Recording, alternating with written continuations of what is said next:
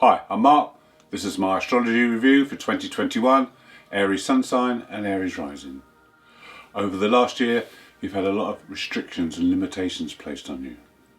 Now, 2021, you'll start to break free. The more uneasy you feel, the more you want to break free. But you have to try and do this in a controlled way, not be too rebellious, not be too fast to react. Just take things slowly. Jupiter and Saturn are now in your 11th house, so they will help you to set new goals, to have new dreams, and you need to put them into action. Mars, your ruler, who's been in your house for most of last year, now goes on the march. He will move into Taurus and then through all the signs until Sagittarius in December. So here you'll have a lot of opportunities to use that Mars energy in different areas as it goes through your houses. And this will also help because it makes good aspects as well. So you can use the Mars when it's in good aspect, and also in your fellow fire signs. It will go in Leo and then in Sagittarius at the end of the year. So you need to harness this energy of your ruler, and this will help you to make the necessary changes. With Jupiter and Saturn now moving through your 11th house, they will both make aspects to Uranus during the year. Now this is important to you because Uranus is in your second house of finances. So here there could be changes afoot. There's things you maybe want to change about how you earn money or what you do to earn money. It's now important to break down these structures, but do it in a controlled way. You don't want to destroy the old structures if you have nothing ready to put in its place. This is why you need to use Jupiter and the opportunities Jupiter can bring. Throughout the year, Jupiter will bring many opportunities because it makes 3 quintile aspects to Uranus. So this is when you can use your originality, your talents to get things into action. It may take all year before you have your plan finally into action. Jupiter goes retrograde for a few months in June, but will go direct again by the end of the year. So it could take a while to get your plans into action, but you just stay with it, do the hard work, and you'll reap the benefit by the end of the year. We've mentioned Jupiter and Saturn now in Aquarius in your 11th house, where they're joined by 3 other planets, and Pallas Athena during February. So you've got a very heavy concentration, a stellium of planets in your 11th house and in Aquarius. Now you can make good use of this. This is when you can set those new goals, you can dream those dreams, you can have these ideals. It's also a good time to make friends and acquaintances, ones that can help you in the future. It's also a good time for group involvement and also humanitarian issues. All of these things will be highlighted in February and throughout the coming year. The other good thing, on February the 21st, all the major planets are direct. So while the Sun is going through your sign, you'll have all the energy focused forward. There'll be no retrograde planets until June. So this is a great time to push forward and connect with that energy. February is also a good month for you, Aries, to do some inner healing or to go on an inner journey and discover some things about yourself. You have Chiron, who's in your sign in your 1st house, who makes a positive aspect to Saturn. Now Chiron is the healing planet. It works well with Saturn. They get on together because they bring the best out of each other. They're both very slow moving, so this aspect doesn't happen very often. This is a positive time to look within, to see if there's any issues or any healing that needs to be done. Issues could be around authority or authority figures, around responsibility. You know, are you taken seriously by people? All these things can come into play now. Also the very structure of your life, because Saturn represents the structure and our organisational skills. Are we organised enough? Can we improve our lives now? This is a good opportunity with these 2 planets together to look at all these things.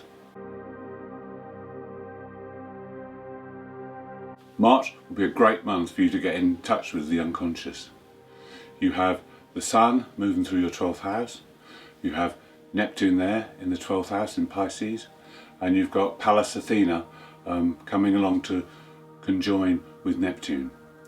Now Pallas Athena is the goddess of creativity, of intelligence, of wisdom, and she meets Neptune, the god of spirituality and otherworldly things.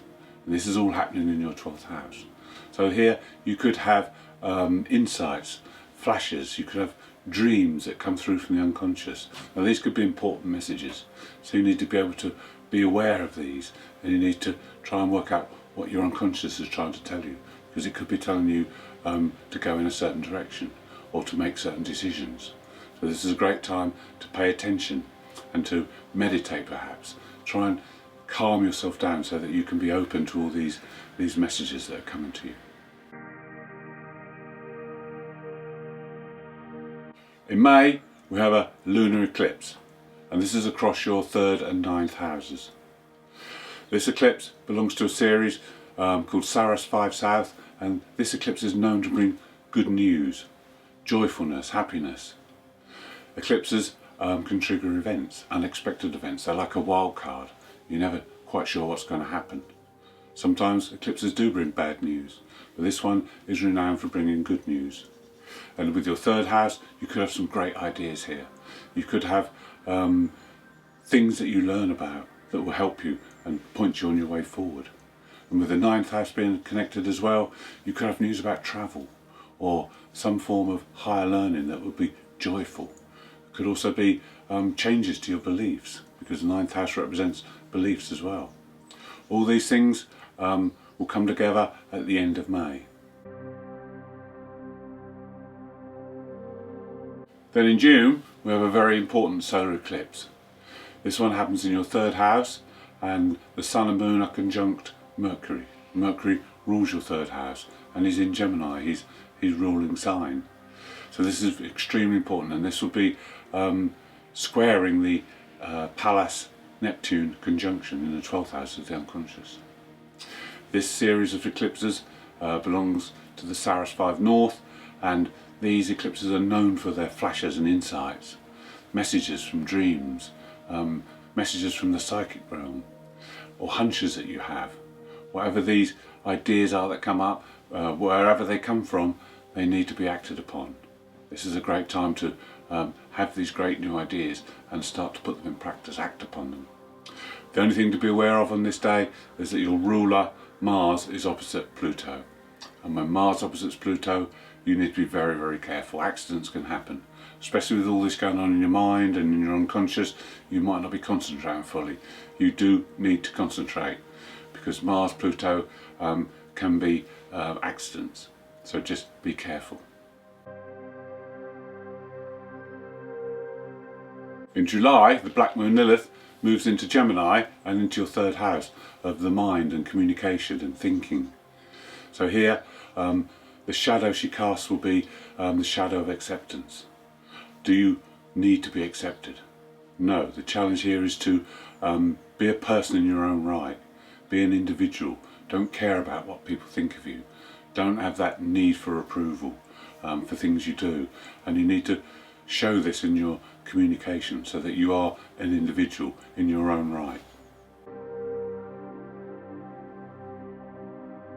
In September, the Black Moon comes in contact with the Moon's nodes. Now, the South Node is about our past and where we've come from. The North Node is our destiny and our way forward. So when the Black Moon contacts the nodes, you can be sure that there's an opportunity here to resolve past life issues.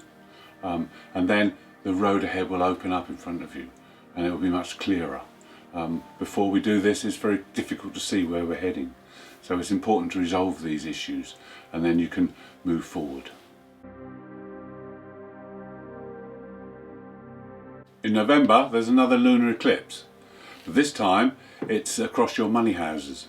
The Moon is in your 2nd house of finances, and the Sun is in the 8th house. So this is a great time to have good news regarding finances. The eclipse also squares Jupiter. Jupiter is the planet of opportunities, so there could be opportunities here to increase your financial status. It could be from your own doing, new good ideas, or it could be that money comes in from an outside source. The Sun is also conjunct the South Node, so here you could use your talents, your inert talents, to perhaps create a better financial situation for yourself.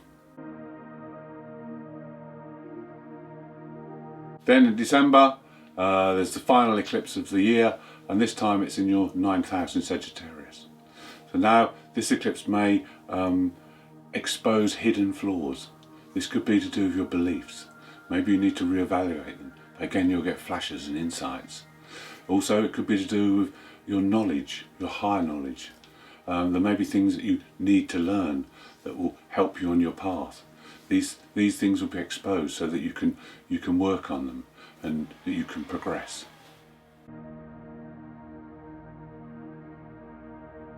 Thank you for watching my review of 2021. If you'd like more insight, more information, please tune in to my monthly forecasts.